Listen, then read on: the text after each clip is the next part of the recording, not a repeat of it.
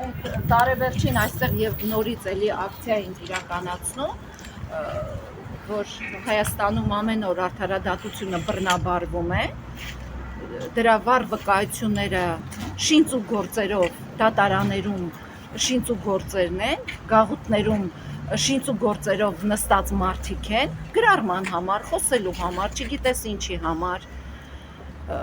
Ակնկալում ենք, որ 26 թվականը որոշակիորեն պետք է նոր այդպես հույսով մտնենք այս ոլորտում, բայց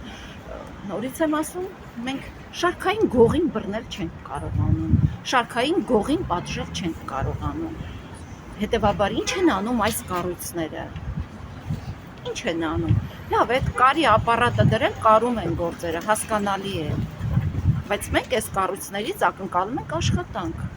Ռեալ աշխատանք, որ տեսնենք, ամսի 20-ին կայանալու է հերթական դատական նիստը։ Աշխատանք ենք ուզում տեսնենք։ Եթե հիմա մեկ ուրիշը լիներ, ասֆալտին կպարկեցնեին, մի ամբողջ ԱԱԾ գունդ կմտներ ու դուրս կտաներ ու խայտարակ ձևով Գյումրիում տեսակ ինչ արեցին։ Սա էլ մի գործ սա է։ Ինչպես։ Ասում ոչ միայն Գյումրիում։ Դե ամենաակնհայտներից մեկն էր, ցայտուներից մեկն էր, չէ՞։ Ինձ թվում էր Հիմա սպասում եք տեսնել կընդունի Վարդապետյանը թե ոչ։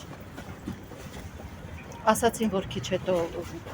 ընդունարանում կընդունեն Տիկին Ալային եւ իր մայրիկին։ Մի քանի րոպե խնդրեցին սպասենք։ Ես կարծում եմ, որ սա այն գործը չի, որի համար հորդորել եմ Տիկին Ալային տարեվերջին նստածույց չանել դատարանի առաջ,